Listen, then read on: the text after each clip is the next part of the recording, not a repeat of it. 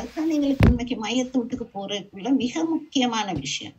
அந்த நேரத்துல மையத்தை அடக்குறதுக்குள்ள விஷயங்களை செய்யறதுக்கு அந்த குடும்பத்துல ஆம்பளைகள் இருக்கிறாங்களா, பார்த்து கொள்வாங்களா, வசதிக்குதா, கஃனுக்கு செலவுக்கு வசதிக்குதா, அதை பார்த்து கொள்றதுக்கு ஆட்கள் இருக்கணும். அப்படி ஒருத்தரும் இல்லைன்னு தெரிஞ்சா அப்ப நாங்க அதை செய்து கொள்றதுக்கு போயிட்டு பார்த்து செஞ்சு கொடுக்கலாம். சில ஏழப்பட்ட மனிதர்கள் இருப்பாங்க, உத்தரம் மேய்க்க மாட்டாங்க, மையத்துக்கு உத்தரம் வந்திக்க மாட்டாங்க. நம்ம ஸ்ரீலங்கால வழக்கமாக எந்த ஏழையா இருந்தாலும் பொதுவாக போவாங்க. நான் 1-2 வீடுகளுக்குள்ள நான் பார்த்திக்கிறேன், உத்தரமே போறல. போயிட்டு பார்த்தா உத்தரவு 2 பேரும் மட்டும் மீட்பாங்க. அவங்க என்ன செய்யறான்னு தெரியாம இருந்து கொண்டிருப்பாங்க. அவனுக்கு காசும் இல்லை, குழி தோன்றதுக்கு கொடுக்கறதுக்கு காசும் இல்லை, வசதியும் இல்லை. அப்படியான ஆக்களை மீக்கிறாங்க. அந்த இடத்துல நாங்க முன்னுக்கு போயிட்டு நின்று அதை செஞ்சு முடிக்க விட்டு பார்க்கணும். இப்ப இந்த விஷயங்களை நாங்க கொஞ்சம் யோசிச்சு செய்யணும். அதே மாதிரிதான் அவங்களுக்கு ரசூல் ஸல்லல்லாஹு அலைஹி வஸல்லம் சொன்ன மாதிரி அந்த 3 நாளைக்கு அந்த வீட்டுல சாப்பாடு சமைக்காம இருக்கிறது நல்ல. அதுல அண்டையலார்களும் உறவினர்களும், அண்டையலார்களை தான் முதல் சொல்லிக்குது, ரைட்? உறவினர்கள் மற்றும் அப்ப அண்டையலார்களும் உறவினர்களும் அவங்களுக்கு சாப்பாடு கொடுக்கணும். அப்ப அதுக்கு 2 காரணம் இருக்குது. ஒன்று அந்த மரணித்தவர் சில நேரம் ஒரு தொற்று நோயால அப்படி மரணித்திக்கலாம். அதான் வீட்டுல இருக்கிற தண்ணியோ சாப்பாடோ ஏதோ மோசமாக இருந்திருக்கலாம். அப்படி இருந்தாலும் அந்த வீட்டிலேயே சமைச்சு அவங்க சாப்பிட்ட நேரம் இன்னும் தொடர்ந்து நோய்வாய்ப்படவோ அல்லது மரணிக்கிறதுக்கோ இடம் இருக்கலாம். ஒன்று. 2வது அவங்களுக்கு அதுக்கு வசதி இருக்குதோ தெரியா, வசதி இருந்தாலும் அந்த மனப்பாங்கு ஆக்கி அரைச்சு தின்னுவோம்னு சொல்ற மனப்பாங்கு இல்லாத கவலையோட ஒரு காலமாக இருக்கலாம். அந்த நேரத்துல நாங்க கேட்கணும். நான் சில நேரங்கள்ல இது பெருமைக்கு சொல்லல, நான் உங்களுக்கு ஒரு பாடமாக சொல்றேன். சில நேரங்கள்ல நல்ல வசதியான பெரிய பணக்காரரான வீடுகள், அவங்களுக்கு அவங்க மிச்சம் எனக்கு தெரியாது. அந்த கேர்ள் ஏதாவது ஒரு கேர்ள் எனக்கு கொஞ்சம் தெரிஞ்சிருக்கும். அவங்களுக்கு நான் மையத்து கேள்விப்பட்டோன்னே கால் பண்ணி, வழக்கமா கால் பண்ணி கேட்பேன், நான் என்னால செய்யலுமா அப்படின்னு சொல்லி, நான் சாப்பாடு என்னாலும் அனுப்புமான்னு கேட்டோன்னே அப்ப அவ ஒரு நிமிஷம் ஒரு மௌனம் ஆய்ந்துட்டு சொன்னா, ஆண்டி நீங்க தான் ஒரு ஆள் இந்த விஷயத்த கேட்டீங்க, நாங்க இதை பத்தி யோசிக்கவும் இல்லை, ஒருத்தரும் ஒன்றும் அரேஞ்ச் பண்ணவும் இல்லைன்ற ஒரு திடீர் மையத்துண்டு, ஓயலும் அனுப்பி விட்டுருங்க அப்படின்னு சொன்னால் அல்ஹம்துலில்லாஹ் அது எனக்கு செய்ய வசதி இருந்த பெரிய தூண்டுகளுக்கு நாங்க போறோன்னு சொல்றது உண்மைக்கு யோசிச்சு செய்ய வேண்டிய விஷயம். சும்மா கடன் கழிக்கிறதுக்கு போறல்ல, ரைட்? அப்படி எல்லாரும் எவ்வளவுக்கு எவ்வளவு போறோம்னு சரி அதுல போறேன்னு சொல்ற நல்ல விஷயம் தான். ஆனாலும் அந்த மையத்தண்டைக்கு மையத்தெடுக்கிறதுக்கு முந்தி பெய்த்து நிக்கணும்னு சொல்லி அப்படி ஒரு சட்டமே இஸ்லாத்துல இல்ல. பெண்கள் வாரத ரசூல் ஸல்லல்லாஹு அலைஹி வஸல்லம் வெறுத்தாங்க. ஆண்கள் அந்த மையத்தூட்டில இருந்து போராக்கள் எல்லாரும் ஏதாவது உதவி செய்யக்கூடியாக்களாக அல்லது ஏதாவது ஒரு விதத்துல அவங்களுக்கு சாதி கொடுக்கக்கூடிய அப்படியானவர்களா இருந்தா உடனே போறதுனால அதுக்காக ஒருத்தரும் போகாமலே விட்டுறாதீங்க. சரியா? மையத்தாண்டைக்கு அவங்களுக்கு கிட்ட யாரும் கொஞ்சம் 2-3 பேர் இருக்கிறதா நல்ல உதவி காலம் அல்லது ஒரு தேவை காலம் அல்லது அவங்களுக்கு ஆறுதல் சொல்ற காலம். பொம்பளையா இந்த அவ இதாக்குல இருக்கணும், அந்த நேரம் அந்த இதால இருக்கிறதுக்கு உங்களுக்கு என்னென்ன தேவைகள் இருக்கும், தண்ணி குடிக்கணும், பசிக்கிறாதுகள் இருக்கும், எல்லாம் இருந்தா இது ஒரு விஷயத்த நாங்க நினைக்கணும். மற்றது விசேஷமாக மையத்தூட்டுக்கு போனால் அந்த மையத்துக்காக துவா செய்யுங்க. மையத்துக்கு துவா செய்யுங்க. போக நேர்ந்தாலும் துவா செய்யுங்க, போக நேரல்லாட்டியும் துவா செய்யுங்க. அது மிக முக்கியம், ரைட்? அதே நேரம் அந்த மையத்தூட்டுல நீங்க என்ன உதவி செய்யலாம்னு சொல்றதையும் பாருங்க.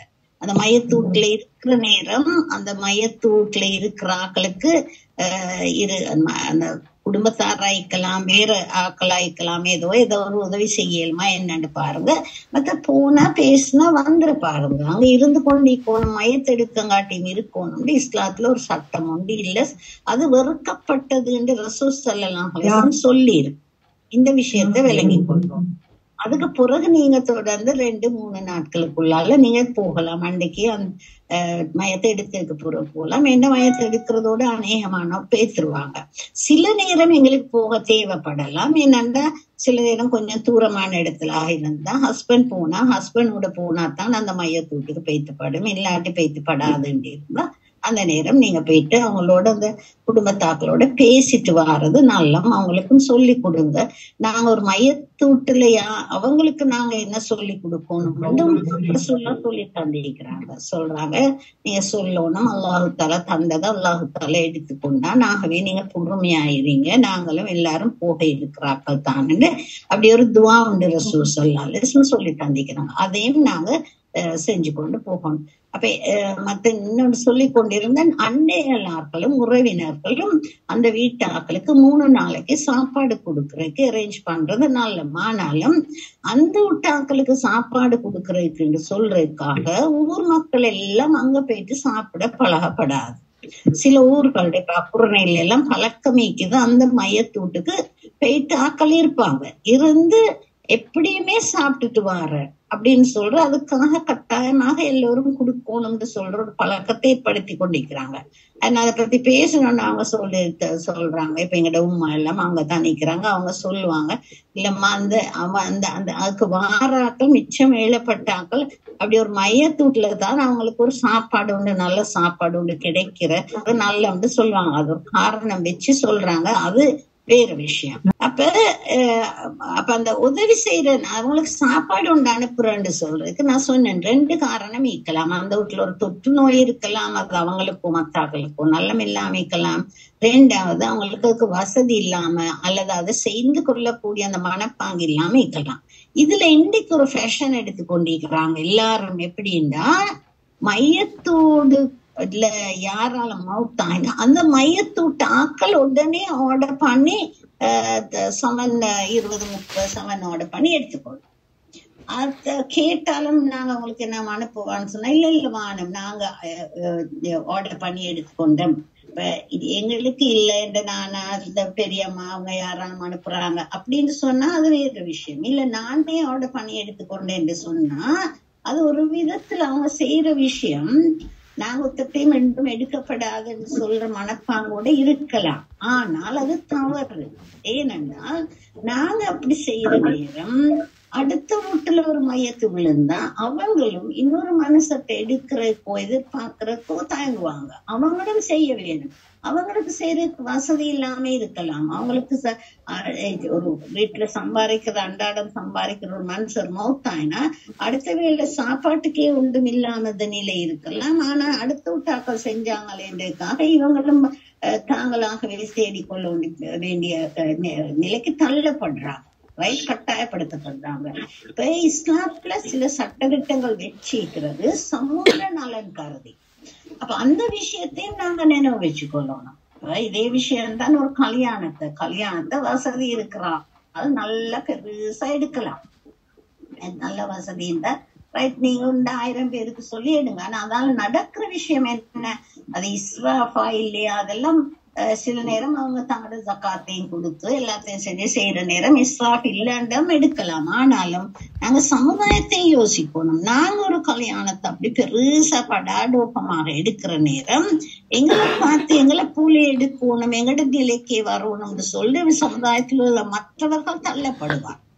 அவங்களுக்கு எளிமையாக எடுத்துக்கொள்ள வசதி இல்லாம இருக்கு. நான் உங்களுக்கு அடிக்கடி சொல்லிக்கிறேன், என் மகண்ட கல்யாணத்துக்கு நான் ஒரு இரவு சாப்பாடு எங்கட வீட்டிலேயே 65,000 ரூபாய்க்கு கொடுத்தேன், அவ்வளவுதான். 65,000 சொல்றது அவங்கட குடும்பம் எங்கட குடும்பம் மட்டும், மிக நெருங்கின ஃப்ரெண்ட்ஸ் யாரும் கூப்பிடல. மிக சிம்பிளாக அண்டையெல்லாருல என்ன தெரிஞ்சாக்கள் 1-2 பேரை மட்டும் கூப்பிட்டு அதோட முடிச்சு கொண்டோம். ஏன்னா நாங்க எல்லாத்தையும் பேசி எனக்கு நினைச்சிருந்தா ஹோட்டல் கலதாரில 1000 பேரை கூப்பிட்டு எனக்கு எடுத்திருக்கலாம், இன்ஷா அல்லாஹ் அல்ஹம்துலில்லாஹ் எடுத்திருக்கலாம். வேணும்ன்றே தான் அப்படி சொன்னேன்.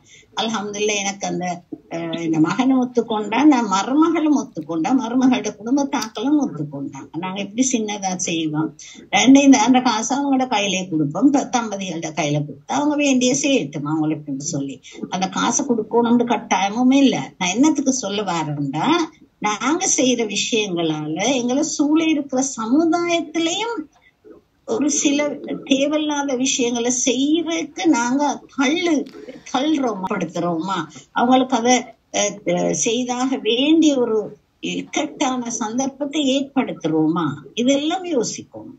இப்ப நான் பேச வந்த முதலானதான விஷயம் என்னென்றால், இந்த இன்னாலில்லாஹி வ இன்னா இலைஹி ராஜிஊன் சொல்ற நேரம் துஆ சொல்லுங்கன்னு சொன்னேன். அதுல 2 விஷயத்தை ரசூல் ஸல்லல்லாஹு அலைஹி வஸல்லம் சொல்லிக்கிறத நினைவு வச்சுக்கோங்க. ஒன்று, நான் மௌத்தாகினால் எனக்கு 40 பேர் துஆ செய்வார்களா? ஒரு நேரத்துக்கு ஒரு இடத்துல தனியாக இருந்து தஹஜ்ஜத்துக்கு பிறகோ அல்லது உத்தரவு இல்லாத ஒரு நேரம், பிள்ளைலாம் ஸ்கூலுக்கு போயிட்டு ஹஸ்பண்ட் வேலைக்கு போயிட்டு அந்த நேரத்துக்கு இருந்து பகலுக்கு ராவுக்கு ஏதோ ஒரு நேரத்துல உட்கார்ந்து நீங்க யோசிங்க, நான் மௌத்தாகினால் ஒவ்வொருத்தரும் எப்படி எப்படி ஃபீல் பண்ணுவாங்க? என் உம்மா எப்படி ஃபீல் பண்ணுவான்? வாப்பா எப்படி ஃபீல் பண்ணுவார்? என் ஹஸ்பண்ட் எப்படி ஃபீல் பண்ணுவார்? நாங்க சும்மா பேச்சுக்கு சொல்லலாம், உம்மா வாப்பா ஹஸ்பண்ட் புள்ளால் எல்லாரும் அழுவாங்க, கவலைப்படுவாங்க. உண்மைக்குமே கவலைப்படுவாங்களா? அது உங்களுக்கு தெரியும், ரைட்? உங்களுக்கு யோசிச்சு பார்த்தா தெரியும். உங்களோட ஹஸ்பண்ட் உங்களோட எந்த நேரம் வில்வில்வில் சண்டை பிடிச்சு கொண்டிருக்கிறாளா இருந்தா உங்களுக்கு யோசிச்சு பாக்குறது நேரத்துக்கு நினைக்கும், அவர் சொல்லுவாங்க அல்ஹம்துலில்லாஹ் போயிட்டு சேர்ந்துட்டா, மாஷா அல்லாஹ், இதுக்கு பிறகு கொஞ்சம் நான் நிம்மதியாயிப்பேன் அப்படின்னு நினைப்பாங்க. இல்லாட்டி ஐயோ போயிட்டாலே இப்படி ஒரு பொம்பளை எனக்கு கிடைக்குமா இதுக்கு பிறகு, எப்பயாலும் எங்கேயாலும் இப்படி கொஞ்சம் அழுது கவலைப்பட்டு எங்களுக்காக துவா செய்வார். உங்களோட பிள்ளைகள் உண்மைக்குமே அப்படி துவா செய்யக்கூடியதாக நீங்க பழக்கிக்கிறீங்களா? அழுது வேற விஷயம், அம்மா போயிட்டாவே எனக்கு இப்ப ஆக்கி தர உத்தரமில்லையே, உடுப்பு கால் உத்தரமில்லையன்னு சொல்ற விஷயம் அல்ல. உண்மை அவ்வளவு நல்ல பொம்பளை இருந்தாவே அவக்கு யாழ்லா பாமன்னிப்பு கொடுத்து நீ அவருக்கு சொர்க்கத்தையும் கொடுப்பாயான்னு கேக்குறது அவங்களுக்கு தெரியுமா? சொல்லி கொடுத்திருக்கிறீங்களா? நீங்க மொத்தம் காட்டி நீங்க தேவையில்ல, அவங்க உயிரோடு நேரமே அவங்க கேட்கலாம். நீங்க மௌத்தானே புற கேக்குறதுவா இல்ல, நீங்க உயிரோடு இருக்கிற நேரமே நீங்க கேக்குறதுக்கு நீங்க உங்களோட பிள்ளைகளுக்கு சொல்லி கொடுக்கணும், கொடுத்திக்கணும். அவங்க இப்பவே கேட்கணும், கேட்கிற பழக்கம் அவங்களுக்கு வரணும், எந்த நேரம் கேட்கணும். அவங்களுக்கு வழக்கமாக மறந்து போகக்கூடிய ஒரு விஷயமா இருக்கிறதுனால ஒவ்வொரு அத்தகையாத்திலையும் இதை நீங்க கேட்டு கொள்ளுங்கன்னு பிள்ளைகளுக்கு இப்பவே பழக்கி கொடுத்தீங்கன்னா அது அவங்க பிறகும் செய்வாங்க. இது எங்களுக்கு கட்டாயம் தேவை. சரி, என் குடும்பம் எங்களுக்கு எப்படியும் கொஞ்சம் கவலைப்படும் யோசிக்கலாம். பிரதர்ஸ் சிஸ்டர்ஸை யோசிங்க. எந்த பிரதர் யோசிப்பா மாஷா அல்லாஹ் இவன் மௌத்தா போய்த்தா விட சொத்தை எடுத்துக்கொள்ளலாம் எனக்கு அப்படின்னு யோசிப்பாங்களா? ஐயோ போய்த்தாலே இவள் அப்படின்னு சொல்லி கவலைப்பட்டு கண்ணீர் விட்டு உங்களுக்காக துவா செய்யக்கூடிய சகோதர சகோதரிகள், அவங்களோட பிள்ளைகளை அவங்க நீங்க அப்படி இறக்கமா வச்சுக்கிறீங்களா? அவங்களோட அண்டை எல்லாரும் என்ன செய்வாங்க? ஒவ்வொருத்தரையும் யோசிச்சு பாருங்க. சிலாக்கள் இவன் மௌத்தா போய்த்தா சரி அவ்வளவுதான், என்ன செய்ய இன்னல்லா இவன் என்ன இல்லை ராஜுன்னு சொல்லிட்டு அவங்களோட பாட்டுல போவாங்களா? 40 பேரை நாங்க இந்த உலகத்துல சம்பாதிக்கணும். இந்த உலகத்துல உயிரோடு நேரம் சம்பாதிச்சாதான் எங்களுக்கு மறுமையில சுவர் ஆயிக்கலும். நாம் மௌத்தாகினால் கட்டாயமாக எனக்கு 40 பேர் துவா செய்வார்கள். அப்ப 40 பேர் உங்களுக்கு இருக்கிறாங்களான்னு யோசிங்க. நாங்க ஒவ்வொருத்தரும் யோசிக்கணும். அப்படி இல்லாட்டி அந்த 40 பேரை தேடி கொள்றதுக்குள்ள வழிமுறைகளை நாங்க செய்யணும். எப்படி செய்யணும்? நல்ல உறவை ஏற்படுத்தி கொள்ற, மனிதர்களுக்கு உதவி செய்ய வேல்மான நேரத்துல உதவி செய்து கொள்ற, நல்ல அறிவு அவங்களுக்கு சொல்லி கொடுக்குற, இப்படி நீங்க மௌத்தாயினா துவா கேட்கணும், நான் மௌத்தாயினாலும் நீங்க துவா கேட்கணும் அப்படின்னு சொல்ற விஷயங்களை அவங்களுக்கு சொல்லி கொடுக்குற, அவங்களோட உறவினர்களோட ஏழுமான மரணத்துக்கும் நாங்க தொடர்பு வச்சு கொள்றோம். நிறைய பேருக்கு எங்களுக்கு தெரிஞ்சாக்களை தொடர்பே இல்லாம நாங்க வச்சு கொண்டிருக்கிறோம். அவங்க நாங்க மௌத்தாயினோடனே 10 வருஷத்துக்கு முந்தி 15 வருஷத்துக்கு முந்தி கண்டேன்னு சொல்லிட்டு உங்களை பத்தி கவலைப்படுவாங்களோ, உங்களுக்கு துவா செய்வாங்களோ தெரியாது. இது ஒரு விஷயம். ஆகவே இந்தியில இருந்து நீங்க 40 பேரை தேடுங்க, 40 பேரை சேர்த்து கொள்றதுக்கு முயற்சி செய்யுங்க இன்ஷா அல்லாஹ். ஒன்று. ரெண்டாவது, இன்னும் அழகான ஒரு ஹதீஸ் ரசூல் ஸல்லல்லாஹு அலைஹி வஸல்லம் சொல்றாங்க, சில மனிதர்கள் சொர்க்கத்துக்கு போவாங்க. அந்த சொர்க்கத்துக்கு போன உடனே அவங்க அங்க சொர்க்கத்துல இருக்கிற எல்லாரும் யாரெல்லாம் இருக்கிறாங்கன்னு முழு சொர்க்கத்திலயும் ஏழு சொர்க்கத்திலயும் இருக்கிறோம் அவங்களுக்கு தெரியும். அப்ப அவங்க சில நேரம் அவங்களோட கூட்டாளி உண்டு. அது கூட்டாளி சிஸ்டர்ஸ் பிரதர்ஸ் ஆயிக்கலாம், உமாவா இருக்கலாம், வாப்பவா இருக்கலாம், அல்லது பிள்ளைகளா இருக்கலாம், அல்லது யாராயும் இருக்கலாம். யாராயும் இருந்தாலும் ஐயோ எங்கட வாழ்க்கையில உலகத்து வாழ்க்கையில எங்களோட நல்லா ஈந்தாங்களே, நல்ல மனுஷரே, அவர் காணலையே அப்படின்னு தேடுவாங்களாம். அல்லாஹ்தால சொர்க்கத்துல மீண்டும் மீண்டும் மனிதர்கள்ட்ட, சொர்க்கத்துக்கு போனவர்களிடம் கேட்பான். அது நிறைய ஹதீஸ்ல வருது. கேட்பான், உங்களுக்கு இன்னும் என்னாலும் வேணுமா, இன்னும் என்னாலும் வேணுமா, இன்னும் என்னாலும் வேணுமான்னு கேட்டுக்கொண்டே இருப்பான். அப்ப கேட்கிற நேரம் அநேகமா மக்கள் சொல்லுவாங்க, இல்ல எங்களுக்கு எல்லாமே இருக்குது, இதுக்கு மேலால என்ன கேட்க, எங்களுக்கு எல்லாமே இருக்குது, அதுலதான் அல்லாஹ்தால பார்க்கணும்னு கேட்கணும்னு சொல்ற அந்த ஹதீஸ் வருது. அது போல அல்லாஹ்தால தன்னை காட்டுவான். அப்பொழுது அவர்கள் இந்த அதுக்கு பிறகு அவங்களுக்கு வேற எந்த சந்தோஷம் தேவைப்படாதுன்னு சொல்லிக்கிறேன். நான் இந்த ஹதீஸ்ல சொல்றேன், அல்லாஹ்தால கேட்பான். அப்ப இவங்க சொல்லுவாங்க, யா அல்லாஹ், எனக்கு உலகத்துல இப்படி ஒரு ஆள் இருந்தார், கூட்டாளி ஒன்று இருந்தார், அது ஃப்ரெண்ட் ஆயிக்கலாம், யாராயும் இருக்கலாம். இப்ப இன்னார் இருந்தார், எனக்கு நல்ல ஒரு தோழராக இருந்தார், அவரு இங்க காணல, எனக்கு இங்க சொர்க்கத்துல அவரை காணல, எங்க அவருன்னு கேட்டோன்னு மலக்குமார்கள் சொல்லுவாங்க, நீங்க பாருங்க, நரகத்துல பாருங்க. சொர்க்கத்துல இருக்கிறார்களுக்கு நரகத்துல இருக்கிறார்களை பார்க்கலாம், நரகத்துல இருக்கிறார்களுக்கு சொர்க்கத்துல இருக்கிறார்களை பார்க்கலாம், அவங்களும் இவங்களும் பேசிக்கொள்வாங்க. என்ன அதெல்லாம் குர்ஆன்ல ஹதீஸ்ல வருது. எங்களுக்கு கொஞ்சம் தண்ணி தாங்களே அதெல்லாம் சொல்லுவாங்க, ரைட்? அதெல்லாம் நாங்க குர்ஆன்ல வாசிக்கிறோம். அப்ப பாக்குற நேரம் அங்க அந்த நரகத்துல அந்த மனிதரை காணுவாங்க. அப்ப அவர் அல்லாஹ் தாலாட்ட, இந்த சொர்க்கத்துல இருக்கிற மனிதர் அல்லாஹ் தாலாட்ட கேட்பாங்களாம், யா அல்லாஹ், எனக்கு அந்த மனிதரை சொர்க்கத்துக்கு எடுத்து தந்தரு, என்ற கூட்டாளின்னு சொல்லி கேட்பாங்களாம். அந்த மனிதரை அல்லாஹ் தாலா அந்த சொர்க்கத்தில் இருக்கிற மனிதருடைய வேண்டுகோளுக்காக சொர்க்கத்துக்கு அனுப்பி வைப்பான். சுபஹானல்லாஹ். அப்படியான ஒரு நண்பர் உங்கள்கிட்ட இருக்கிறாரா? யோசிச்சு பாருங்க. மிச்சம் யோசிக்க வேண்டிய விஷயங்கள் நிறைய ரசூல் ஸல்லல்லாஹு அலைஹி வஸல்லம் சூட்சுமமாக சொல்லி தந்திக்கிறாங்க. என்ன சொல்லி தந்திக்கிறாங்க? உங்களுக்கு அப்படியான நண்பர்கள் இருக்கணும். நீங்கள் நரகத்துக்கு போக நேர்ந்தால் அல்லாஹ் தஆலா பாதுகாக்கணும், அஊது பில்லாஹி மின்ஹா, போக நேர்ந்தாலும் உங்களுக்காக வக்காலத்து வாங்கக்கூடிய, உங்களுக்காக ஷஃபாஅத் செய்யக்கூடிய அந்த மாதிரியான நண்பர்கள், அதுவும் சொர்க்கத்துக்கு போகக்கூடிய நண்பர்கள். அப்ப அவர்கள் நல்லமல் செய்யக்கூடியவர்களாக, சாலிஹான மனிதர்களாக, தக்வாதாரிகளாக இருக்கக்கூடிய நண்பர்கள், உங்களை மிக நெருங்கிய நண்பர்களாக நினைக்கக்கூடிய நண்பர்கள் உங்களுக்கு இருக்கிறார்களா? இந்த உலகத்துல வாழ்ற இது அது எல்லாம் கணக்கெடுக்கிறல்ல, யோசிக்கிறல்ல, இதுகளை பத்தி திட்டமிடுறல்ல, இதுகளை பத்தி நாங்க ஏதாவது செய்யணுமே, இதை பத்தி செஞ்சு எங்களுக்கு ரெடி பண்ணி வைக்கணும், இது ஒன்னே யோசிக்கிறல்ல. எங்கள்ட நினைவு என்ன? இன்னைக்கு பகலைக்கு மீன் ஆக்குறா, இறைச்சி ஆக்குறா, ராவைக்கு கோழி ஆக்குறா, கோழிய ரோஸ்ட் பண்ற, நாளைக்கு பகலைக்கு அந்த விருந்துக்கு போற நேரம் என்ன உடுப்பு உடுக்குற, அந்த லேடி வாங்கி உடுத்தி கொண்டு வந்த ஹிஜாபு அபாயா எங்க வாங்குற, இந்த பிள்ளைக்கு என்ன சட்டை வாங்க, இது இந்த உலகத்து விடயங்களிலேயே மூழ்கி போய் ஆஹிராவுக்கு சேர்க்க வேண்டிய விஷயங்களை பத்தி சேர்க்காமலே வாழ்ந்து கொண்டு போறோம். அல்லாஹ் தஆலா எங்களுக்கு அந்த இது ஒன்றே மறைச்சு ஒளிச்சு வைக்கல, சில மனிதர்களுக்கு மட்டும் சொல்லி கொடுத்துட்டு இது தேடி எடுக்க வேண்டிய பொக்கிஷமாக, அல்லது உலமாக்கள் உங்களுக்கு தேடி தர வேண்டிய, நான் இப்படி ஒன்று வாசிச்சேன் உங்களுக்கு இது வாசிக்க கிடைக்க, அப்படி சொல்ற மாதிரி வைக்கவே இல்லை. சர்வ சாதாரணமாக எவ்வொருவர் குர்ஆன் ஹதீஸை படிக்கிறார்களோ, எவ்வளவு பாமர மக்களாக இருந்தாலும் எல்லாருக்கும் புரிகிற மாதிரி, எல்லாருக்கும் தெரிகிற மாதிரி பட்டவர்த்தமானமாக அப்பட்டமாக அல்லாஹ் தஆலா இது எல்லாத்தையும் சொல்லித்தான் வச்சுக்கிறார், ஒளிச்சு மறைச்சு சொல்லல.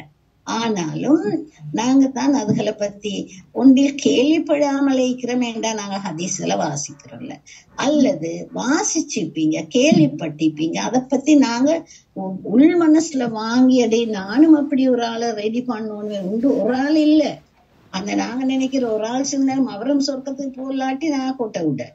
அப்ப நாங்க யோசிக்கணும், இப்படியான ஒரு 10-15 பேர் ரெடி பண்ணி வைக்கணும். அதாவது நல்ல அமல்கள் செய்தவர்கள், சாலிஹான மக்களை, உண்மையாகவே அவங்களோட எண்ணங்கள் சாலிஹானை தானாண்டு எங்களுக்கு தெரியாது, எங்களுக்கு தெரிஞ்ச அளவுக்கு சாலிஹான மனிதர்கள், நல்ல அமல் செய்த மனிதர்கள் எனக்காக ஷஃபாத்து செய்யக்கூடியவர்களாக நான் அவர்களை வைத்து கொண்டிருக்கிறேனா அதுதான் நீங்க உள்ள கேள்வி. அப்படியான நிலையை நான் உருவாக்கி இருக்கிறேன். நான் சொல்றேன், நீங்க யோசிப்பீங்க இது ஒரு கனிங்கான அல்லது இந்த குள்ள நரிக்காதமா ஆட்டோமேட்டிக்கலி வரமாட்டேன். நாங்க தான் ப்ரிப்பேர் பண்ணோம், ரெடி பண்ணோம். இன்னைக்கு இருந்து யோசிங்க, உங்களோட ஃப்ரெண்ட்ஸ்ல எத்தனை பேர் அவங்க சொர்க்கத்துக்கு போகக்கூடியவர்களாக நீங்க நினைக்கிறீங்க? அல்லாஹு ஆலம். ஆனாலும் போகக்கூடிய ஜெனரலி தெரியும் தானே, ஒரே போய் சொல்ற புறம் பேசிக்கொண்டிருக்கிற, கோல் சொல்லி கொண்டிருக்கிற, ஏசிக்கொண்டு பேசிக்கொண்டிருக்கிற மனசுல விட்டுட்டு நல்ல அல்ஹம்துலில்லாஹ் பரக்கத்தாக ரஹ்மத்தாக இபாதாக்கள் ஈடுபடக்கூடியவர்கள், உதவி செய்யக்கூடியவர்கள், நல்ல குணம் உள்ளவர்கள், நல்ல இரக்கமாக பேசக்கூடியவர்கள், ஏழைகளோடு இரக்கமாய்க்கிறவர்கள், இப்படியானாக்கள் உங்களுக்கு தெரியும் தானே உங்களோட ஃப்ரெண்ட்ஸ்ல. அந்த ஃப்ரெண்ட்ஸ்ல முதலாவது எத்தனை பேர் இருக்கிறாங்கன்னு யோசிங்க, எத்தனை பேர் உங்களுக்கு ஃப்ரெண்ட்ஸ் ஆயிக்கிறாங்கன்னு யோசிங்க. ரெண்டாவது, அதுல எத்தனை பேர் உங்களுக்காக துவா செய்வாங்க? உங்களுக்கு மட்டும்தான் அது தெரியும்.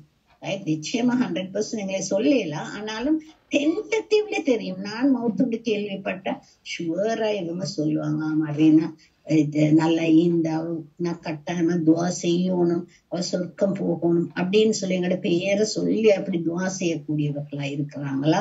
அவங்க சொர்க்கத்தில் இருந்து நான் நரகத்துக்கு போகிறாவது அல்லாஹால பாதுகாக்கணும். அப்படி இருந்தால் எனக்காக அல்லாஹாலாட்ட துவா செய்யக்கூடியவர்களா? அப்படியான உறவே நான் வைத்துக் கொண்டிருக்கிறேன். யோசிக்கும். வாழ்க்கையில ஒரு சூப்பர் கோல் இருக்கணுமே. சூப்பர் கோல் நாங்க சொர்க்கத்துக்கு போகணும். அந்த போறதுக்கு நிறைய வழிமுறைகளை அல்லாஹால சொல்லி தந்திக்கிறாங்க. நிறைய விஷயம், ஆயிரக்கணக்கான வழிமுறைகளை சொல்லி தந்திக்கிறாங்க. எத்தனைய நான் செய்யறேன் யோசிங்க. அதுல மிக முக்கியமானதுதான் உங்களுக்காக துவா செய்யக்கூடிய 40 பேர் உங்களுக்காக சொர்க்கத்தில் இருந்து கொண்டு உங்களுக்காக அல்லாஹு தாலாவுடன் ஷஃபாத்து செய்யக்கூடிய நண்பர்கள். இது ரெண்டையும் யோசிப்பாரு இன்ஷா அல்லாஹ். ரைட், அல்ஹம்துலில்லாஹ். டைம் வந்துட்டனால நான் அதோட நிப்பாட்டு. நான் பேசணும்னு சொன்னீங்க, கேக்குறாக்க கேளுங்க, சொல்லுங்க. அதுதான் நான் ரெண்டும் தான். ஒன்று மையத்தை பார்க்கணும்னு சொல்ற கடமைன்னு ஒன்றே இல்லை. நான் இப்ப மையத்து வீட்டுக்கு போனா உடனே சொல்லுவாங்க, வாங்க வாங்க டாக்டர் அவன் மையத்தை பார்க்கணும்னா சரி, எனக்கு பார்க்க தேவையில்ல, நான் மூலையில பார்த்துட்டு உங்களுக்கு நான் செய்யலுமான்னு பார்த்துட்டு அவக்கு துவா செஞ்சுட்டு போதான் வந்தேன்னு சொல்லுவேன். சிலதுக்கு என்ன நெருங்கின ஒரு நண்பராக குடும்பத்தாராக இருந்தாண்டா நான் போயிட்டு பார்த்து அவங்களுக்கு துவா செஞ்சு கிஸ் பண்ணிட்டு வருவேன். ஆம்பளைகளாக இருந்தால் நான் போறதே இல்லை. ஆம்பளைகளை பார்க்கணும்னு சொன்னா நான் போறதில்லை. ஆம்பளைகளை பார்க்க கூடாதுன்ற ஒரு சட்டம் இல்ல. இப்ப நாங்க உயிரோடு இருக்கிற நேரமே எத்தனை மகரம் இல்லாத ஆண்களை பாக்குறோம். அது உயிரோடு இருக்கிற நேரம் பாக்குறதும் உயிர் இல்லாம இருக்கிற நேரம் பாக்குறதும் உண்டுதான். ஆனாலும் சுன்னாவுல ஒரே ஒரு மனிதரைத்தான் மக்கள் கூட்டம் கூட்டமாக வந்து வந்து வந்து பார்த்துட்டு பார்த்துட்டு பார்த்துட்டு போனாங்க. அது ரசூல் ஸல்லல்லாஹு அலைஹி வஸல்லம் மட்டும். ரசூல் ஆயிஷா ரலியல்லாஹு அன்ஹா வீட்டுல மௌத்தாகி வளர்த்தி வச்சிருக்கிற நேரம் 10 பேராக வந்து வந்து வந்து வந்து ரசூல் ஸல்லல்லாஹு அலைஹி வஸல்லத்தை பார்த்துட்டு பார்த்துட்டு போறதுக்கு அரேஞ்ச் பண்ணி கொடுத்தாங்க. அல்ஹம்துலில்லாஹ். ரசூல் ஸல்லல்லாஹு அலைஹி வஸல்லம் பாக்குறேன்னு சொன்னா எவ்வளவு காலம் பார்த்து கொண்டிருந்தாலும் போதாத்தான், அந்த கடைசியா ஒருக்கா பார்த்து கொள்ளுவாங்க. ஆனா உயிரோடு இருக்கிற நேரம் பார்க்க போகாத மனுஷர், உயிரோடு இருக்கிற ஒரு நேரமாலும் அவங்கள போயிட்டு பார்த்து என்ன சோமாயிக்கிறீங்களால நோயின்னு கேள்விப்பட்ட நேரமாலும் போகாத மனுஷர், காலண்டாலும் கொடுக்காத மனுஷர், மௌத்தானுக்கு புறம் அவரை பாக்குறதால அவருக்கு ஒரு நன்மை வரப்போறேன் இல்லை, அவங்களுக்கு ஒரு நன்மை வரப்போறேன் இல்லை. கஷ்டம்தான் கூட, கரைச்சல்தான் கூட. ஆகவே அந்த மையத்தை போயிட்டு பாக்குற பழக்கம் ஒன்று இஸ்லாத்துல இல்லாத ஒரு பழக்கம். நாங்க அதை வச்சு கொண்டிருக்கிறோம். அதை பத்தி இது முஸ்லிம் அல்லாதவர்களோட பழக்கம். நீங்க பாப்பீங்க, முஸ்லிம் அல்லாதவர்களை மையத்தை வச்சு அதை போயிட்டு சுத்து வர நின்று கொண்டு சுத்தி ரவுண்டா தவாஃப் செய்யற மாதிரி சுத்தி சுத்தி சுத்தி வருவாங்க. அதெல்லாம் முஸ்லிம் அல்லாதவர்களோட பழக்கம். இஸ்லாத்துல அது ஒன்றுமே இல்லை. மௌத்தாயினா நீ அவங்க மௌத்தாயாச்சு, நீ அவங்களுக்காக நாங்க மனசால துவா கேட்கறத விட்டுட்டு அவங்கள போயிட்டு பார்த்து கொண்டு நின்று கொண்டு அங்க துவா கைய தூக்கி கொண்டு துவா கேட்டு கொண்டு அல்லது தக்பீர் கட்டி கொண்டு இப்படி நிக்கிறதுக்கு எல்லாம் ஒன்றுலயுமே இடம் இல்லை. அது ஒன்று. இந்த சலாம் கொடுக்க போறேன்னு சொல்றேன். நான் சொன்னேன், இப்ப நான் தொடங்கின கதையே தான். ஒரு கூட்டத்துக்குள்ள போனா நீங்க ஒரு மனுஷருக்கு சலாம் சொன்னா அந்த சலாம் முழு வதைக்கிற எல்லாருக்கும் கொடுத்த மாதிரி. ஆகவே ஒவ்வொருத்தரா போயிட்டு சலாம் சலாம் சலாம் அஸ்லாம் அலைக்குமோ அல்லாஹும் சொல்லி அல்லாஹ் ஒன்றும் சொல்ல தேவையில்ல. குடும்பத்தார் இருந்தா அவங்கள்ட்ட போயிட்டு நான் போயிட்டு வரேன், நான் தேவைண்டா சொல்லி அனுப்புங்க, நான் உங்களுக்கு நான் செய்யலுமா இருந்தா சொல்லுங்க அப்படின்னு சொல்லிட்டு வரலாம். அவ்வளவுதான். அந்த சலாம் கொடுக்க போறேன்னு சொல்றது நான் சொன்ன அந்த மத்த விஷயத்தை தான் அந்த பேர்ல சொல்றான். அதாவது யாராலும் ஒருத்தர் மவுத்தாகினார் ஒரு குடும்பத்துல, அந்த குடும்பத்தினருக்கு நாங்க ஏதாவது உதவி செய்யலாமா, மனாறுதல் கூறலாமா, அவங்களோட போயிட்டு பேசி கொண்டிருக்கிறதன் மூலமாக அவங்களுக்கு ஒரு மன நிம்மதி வருமா அப்படிங்கிற முஸ்லிம் மிச்ச காலம் இருந்த நல்ல ஒரு லேடி உண்டு. அல்ஹம்துலில்லாஹ் அல்லாஹ்வுத்தாலா அவட பாவம் பொறுத்து சொர்க்கத்தை கொடுக்கணும். அவன் மௌத்தாயிடும். அப்ப அவட மையத்து இங்க கிட்டத்தானே, என் வீட்டுக்கு மிச்சம் கிட்டத்தான், கிட்ட தெய்வலையிலே தான் போயிருக்கலாம். நான் போகல, எல்லாரும் போனாங்க. நான் சொன்னேன் நான் இப்ப போகல. அவ மையத்தை எல்லாத்தையும் அடக்கினதுக்கு பிறகு போயிட்டு அவட மகளோட வீட்டுல இருந்து கதைச்சு கொண்டு வந்தேன். அந்த நேரம் அவ எப்படி இருந்தா, எப்படி கடைசி நேரம் எப்படி மவுத்தாகினா, என்னென்ன செஞ்சது எல்லாத்தையும் அவ கதைச்சிட்டா சொன்னா, நீங்க இப்படி லேட்டா வந்து என்னோட இவ்வளவு நேரம் காய்ச்சி கொண்டிருந்தேன், எனக்கு சரியான மனசுல நிம்மதி ஆயிக்கு. நான் சொன்னேன் நான் வரல நேத்து மௌத்தா என்ன நேரம் மையத்தை எடுக்க முந்தி நான் வந்தீங்கன்னா உங்களை நான் பார்த்து சும்மா சிரிச்சுட்டு பேத்திக்கணும், அவ்வளவுதான். அஸ்லாம் வலைக்கும் சொல்லிட்டு அவ்வளவு பேத்திக்கணும். அங்க இருந்து பேசுறதுக்கு கதைக்கிறதுக்கு எல்லாம் ஒன்றுமே செஞ்சிக்க கிடைக்காது. போயிட்டு இருந்து பேசி அவங்களுக்கு ஆறுதல் சொல்லிட்டு ஏதாவது செய்யணுமா, என்ன செஞ்சு தரையிலுமா, அவக்கு நாளும் செய்யணும்டா, நீங்களே நான் சதுக்கத்து ஜாரியா செய்யணும்டா சொல்லுங்க, நாங்க செஞ்சு தரம் அப்படின்ட்டு அது எல்லா விஷயத்தையும் அவங்களுக்கு சொல்லி கொடுத்துட்டு நான் வந்தேன். அப்ப அதுதான் சலாம் சொல்ல போறான்னு சொல்ற பேர்ல இருக்குது. அதாவது அவங்களோட போயிட்டு பேசிட்டு வாங்க, அது நாங்க செய்யலாம். ஆனா அந்த நேரத்திலயும் அவக்காக துவா செஞ்சு போடுவோம் இன்ஷா அல்லாஹ். அதுதான் மோஸ்ட் இம்பார்ட்டன்ட். வேற யாரு நான் கேட்க போறீங்களா டாக்டர்? இப்ப மையத்தை பார்க்க போறது சுண்ணாங்கிறதுனாலதான் எவ்வளவு தூரமா இருந்தாலும் என்ன டிரான்ஸ்போர்ட் பிரச்சனையா இருந்தாலும் 2 பெண்கள் சேர்ந்தாவது கட்டாயம் போகணுங்கிற கருத்துல போறாங்க. இப்ப நமக்கெல்லாம் ஆளு கிடையாது, டிரான்ஸ்போர்ட் நம்ம போறத அவாய்ட் பண்ணிக்கிறோம். ஆனா சில தூரமா இருந்தா கூட ட்ரெயின்லயாவது போயிட்டு வரணும் அப்படின்னு போறாங்க. அப்படி ஒரு சுண்ணான்னு சொல்றதாக ஒரு ஆதாரமுமே இல்ல. சொல்லுங்கப்பா. ஆம்பளைகளுக்கு சுண்ணா, ஆம்பளைகளுக்கு மையத்து வீட்டுல இருந்து மையத்தோடு பள்ளி வரையும் போய் பள்ளியில அவருக்காக தொழுது 2வது விஷயம், 3வது அவர் அடக்கம் காட்டி இருந்துட்டு வர்றது, ஒவ்வொன்றுக்கும் ஒவ்வொரு கிந்தார் நன்மை கிடைக்கும். ரைட்? அப்படின்னா உஹுது மலை அளவு கிந்தார்ல உஹுது மலை அளவு நன்மை கிடைக்கும்னு சொல்லிக்கிறாங்க ரசூல்லா. அந்த இடத்துல இந்த மையத்தோட போறதுக்கு ஒரு உஹுது மலை, தொழுகையில சேர்ந்து கொள்றதுக்கு ஒரு உஹுது மலை, அவரை அடக்கம் காட்டி இருந்துட்டு வர்றதுக்கு ஒரு உஹுது மலை. அப்ப உமர் ரலியல்லாஹு அன்ஹு பிறகு சொல்லி கவலைப்பட்டாங்க, எத்தனை உஹுது மலையளவு நன்மைகளை நாங்க இழந்துட்டோம், நாங்க அதை பத்தி யோசிக்கலையே அப்படின்னு சொன்னாங்க. அது ஆண்களுக்கு. பெண்களுக்கு அது ஒன்றுமே இல்லை. பெண்களுக்கு அந்த நேரத்துல போயிட்டு இறுகி நின்று கொண்டிருக்கிறதுக்கு எங்களுக்கு ஒரு கட்டாயமே இல்லை. இது இல்லாத உண்மைக்கு ரசூல் ஸல்லல்லாஹு அலைஹி வஸல்லம் வெறுத்த ஒரு விஷயம். நான் சொன்ன மாதிரி நெருங்கின உறவினர்கள் அல்லது உதவி செய்யக்கூடியவர்கள் அல்லது அண்டையலார்கள் அப்படி உதவி செய்ய அவருக்கு ஏதோ ஒரு விதத்துல அவங்களுக்கு நிம்மதி கொடுக்கக்கூடிய மனிதர்களா இருந்தா செய்யலாம். மற்றபடி போறது சிறந்ததுல கூட வராதா? பெண்கள் மட்டும் போறது இல்ல, வராது. ஏனென்றால் இப்ப இன்னைக்கு பாருங்க, அப்படி போறது நல்லதுன்னு நினைச்சு கொண்டிருக்கிறதுனால என்ன நடக்குது மையத்தூட்டுக்கு. நான் ஒரு முறை மையத்தூட்டுக்கு போனேன். இன்னைக்குமே இந்த அல் முஸ்லிமாத்துல இந்த ஒரு லேடி தான், அவட ஹஸ்பண்டும் மகனும் 2 பேரும் ஒரே நாள் மவுத்து. இல்லாஹி வ இன்னா இலைஹி ராஜிஊன். அல்லாஹ் தஆலா அவங்களோட பாவங்களை பொறுத்து சொர்க்கத்தை கொடுக்கணும் 2 பேரும். அப்ப நான் போற நேரம் அவ ஒரு ரூம்ல வச்சு அடைச்சு அவ சுத்தி ஒரு 30 பொம்பளை நின்று கொண்டிருக்கிறாங்க. அந்த வெளியிலையும் நிறைய. அப்ப நான் அவ கொஞ்சம் பாக்கோன்னு சொன்னோன்னே என்ன ஒரு மாதிரி தள்ளி கொண்டு ஆக்கள் இடவெளி இல்லாம அப்படி தள்ளி கொண்டு கிட்ட பெய்த்தோடனே என்ன கண்டோடனே ஓண்டு அழுதுட்டா. டாக்டர் எனக்கு மூச்செடுக்கவும் மேலாம எனக்கு தலையெல்லாம் சுத்துது, இவங்க எல்லாரும் என்ன சுத்தி நின்று கொண்டிருக்க உட்கார்ந்து கொண்டிருக்கிறா, எல்லாரும் இப்படி கிட்ட நின்று கொண்டிருக்கிறாங்க. மூச்சு எடுக்கவும் மேல அவன் ப்ரெஷர் பேஷண்டோ என்ன அப்படின்ட்டான். எல்லாரும் கொஞ்சம் போங்க போங்க போங்க கொஞ்சம் வெளியில போங்கன்னு சொல்லி அவ வெளியில கொண்டாந்து ஹால்ல கொண்டாந்து வச்சு கொஞ்சம் காத்து எடுக்க விட்டுட்டு நான் சொன்ன மனசுகளே நீங்க கொஞ்சம் விளங்கி கொள்ளணும், இப்படி இவ சுத்தி கிட்ட நின்று கொண்டிருக்கிறனால என்ன நன்மை உங்களுக்கு, இவக்கு ஒரு தண்ணி ஒரு சொட்டு வேணுமா, கொஞ்சம் காத்த இதுன்னு எப்படி ஒரு கவலையில வைந்திப்பான்னு யோசிங்க பாப்போம். கணவனும் மகனும் ஒரே நாள்ல மவுத்தாக நேரம் எல்லாரும் நின்று கொண்டு சும்மா ஒருத்தர் கதைச்சு கொண்டிருக்கிறான் இல்லாம இவக்கு ஒன்றும் கதை இல்ல. வல்லாஹி இப்படி நடந்து உண்மைக்குமே எனக்கு தெரிஞ்சவங்களுக்கு தெரியும். நீங்க சொன்னது அத்தனையும் நடக்கிறதுனாலதான் நான் ரெக்கார்டிங் போடுங்கன்னு சொன்னேன் டாக்டர். இப்ப நிஜமாதான் கண்கூட நம்ம பார்க்க முடியுது. சுப்ஹானல்லாஹ், அந்த மையத்தினுடைய இடம் ஒரு கரைச்சலுக்கு ஒரு இடமா தான் இன்னைக்கு ஆயிடுச்சு. அத நாங்க அதுல கரைச்சல் உண்டாக்காத மனிதர்களா இருக்கணும்.